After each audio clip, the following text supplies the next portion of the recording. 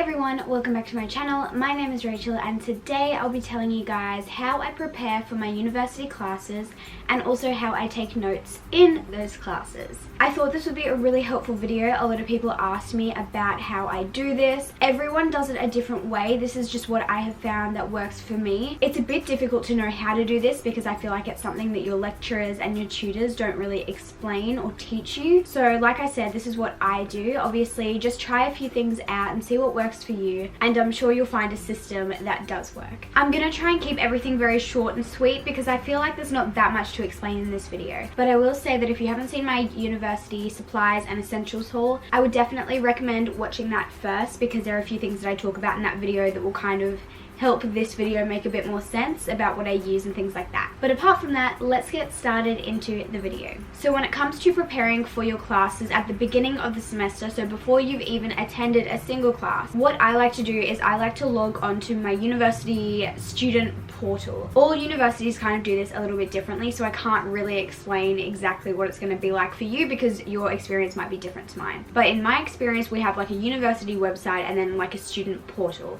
And on the student portal, you just like log in with your student number and whatever, and it will have all of your class information and all of the printouts that you need, your assessment calendar, everything that you kind of need to be a student basically. So I like to log onto that, and mine are separated into my different classes. So once I click onto my class, then it will give me the information about that class. So what I like to do is I like to go onto that website and go into each section of each class and read everything they have on there. Usually on there you'll be able to find out when all your assessment is due for each of those subjects. You'll be able to find what those assessments are like in like a general kind of way. You'll be able to get an understanding of the main things that that subject is about. Usually you'll just be able to gain kind of a general understanding of the subject, which really helps before you actually start the subject, so you kind of know what you're getting yourself into. Basically what I do is I just try and find any information that I possibly can because I like to feel as prepared as I possibly can. So one of the things that I like to do is I'll get the name of the subject that I'm doing. So just say you're studying Science 101, and then I go to a new tab on Google and I search the university. So just say it was like Australia University, which I don't think is a real thing, but Australian University Science 101, and then hopefully it'll come up with some sort of information about that subject. Sometimes students themselves create websites where they can write reviews on the subject about what they found hard, what they found easy, which tutors they enjoyed, which tutors that you should maybe look out for, just little tips and tricks like that. And sometimes you can even find student tutors available, so students who have done the class in previous years and are making themselves available to be paid as a tutor if you're really struggling. And you may even be able to find some secondhand textbooks by doing that. So a simple Google search can really help you, and it's something that I do at the beginning of every semester to help prepare myself. Then another thing that I do is I go back into that student portal and I print out anything that looks like it'll be useful. Like I said, they usually give you an assessment outline, but they'll have it separated into subject and subject and subject and subject. So what I like to do is I like to compile all of the information from all the 4 separate subjects, because I do 4 subjects a semester, and I compile them into one Word document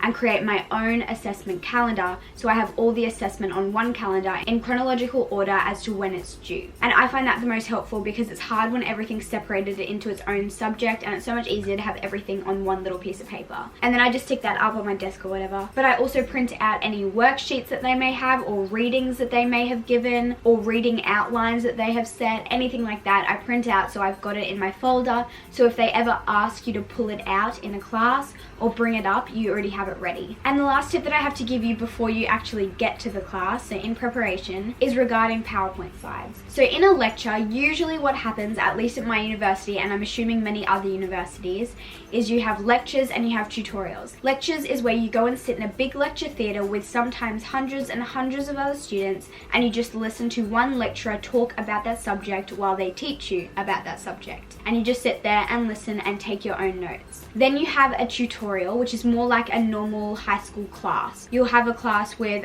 I don't know, maybe like 30 people, 20, 30 people who are all doing the subject with you, and you'll have a tutor who is your teacher, and they will go through worksheets, workbooks, just basically kind of recap what the lecturer says, answer any questions that you might have, because it's a bit harder to answer questions in a lecture kind of setting. But yeah, it's just more like a normal classroom setting. So when it comes to lectures, usually what will happen is you'll have a lecture and and then you'll have the tutorial, because then you recap the lecture in the tutorial. So before the lecture, usually the lecturer will upload the lecture slides that he will be presenting or she will be presenting for that week. What this means is usually when you go to a lecture, you'll sit down in your seat with hundreds of other people, and obviously the lecturer will talk about the subject, but usually, almost always, I've never been to a lecture where they haven't, they will show a slideshow behind them, so a PowerPoint presentation, and they'll just have little bits of notes about what they're saying on that slideshow. So what I do is I download that PowerPoint presentation, then I open the PowerPoint, then I click File,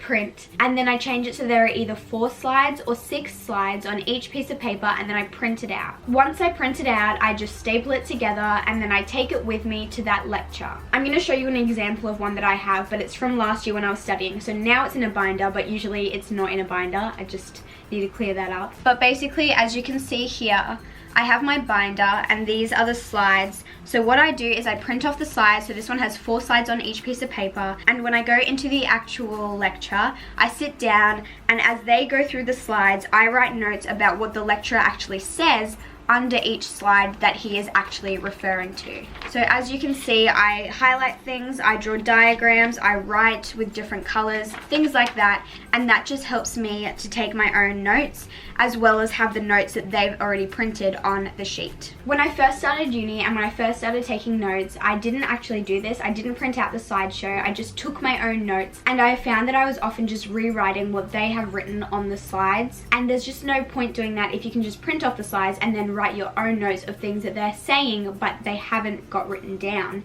because then you're not just repeating what they've already written, because usually you can access those PowerPoint slides for the rest of the semester. But it is good to write down what they actually say, because that's a lot harder to get after that point. Like I showed you, I use highlighters, I use colors, because that's what helps me. You can do whatever helps you. So as you can see, I take notes, I highlight things, and that's how I take notes during a lecture. If I ever forget to bring the printout, or I don't want to do the printout for some reason, I will take my notes using the app, I guess, not really an app, the program Onenote. I think it's by Microsoft, I assume. If you don't have Onenote, I would really recommend getting it. If you don't have Word and Excel and all of those sorts of things, I definitely recommend downloading them for your uni semester, because they're so helpful and it's what most people will expect you to be able to have and use. But anyway, that's how I take notes in lectures. Then when it comes to tutorials, what I do is I take these little books. I have one for each subject. These are just like an A5 kind of smaller size, and I go into my tutorial. These are my backup. Usually I just use my laptop to take notes in my tutorials. I find it easier because I can type a lot quicker than I can write, so I find that just easier and better. And often they ask us to use computer programs, like they may ask us to look up a certain website or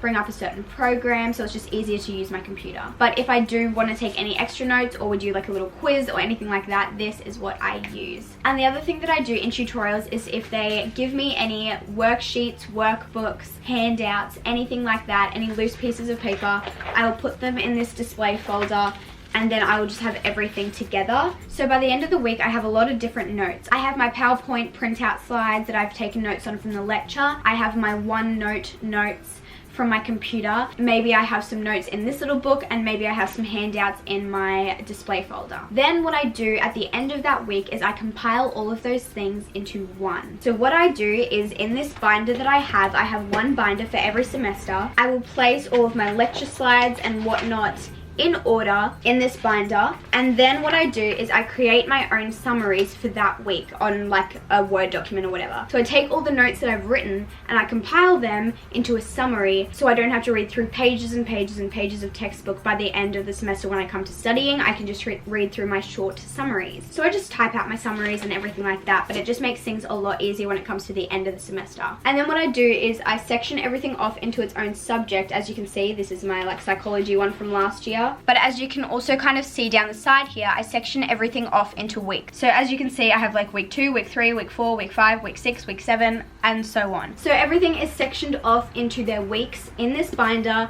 and I have every piece of information that I've gathered throughout the semester in one place. I have all of the notes that I've taken, all of the summaries that I've taken, all of the worksheets that I've been given, all in one place. and they're all in order, and they're all in their own little subjects, and they're all in their own little topic, which makes it so much easier to study at the end of the semester. But that is basically how I prepare for my classes and take notes in uni. I find it really helpful to have that big binder and those notebooks and things like that to keep me really organized and keep everything together in one place. But as you start uni and start your classes, you'll find what works for you. But I hope this video was somewhat helpful. I'm sorry if it was a bit confusing. I feel like I didn't explain things very well, but I find it very hard to explain things like that. It just works in my head, so hopefully it made some sort of sense. If you did enjoy this video or found it helpful, please give it a thumbs up and subscribe if you haven't already. I will link all of the university videos that I've posted so far from this week in the description below if you want to check those out. But there are a few more videos coming, so definitely subscribe so you don't miss out on those ones. But other than that, I guess I'll see you guys in my next video tomorrow. Goodbye.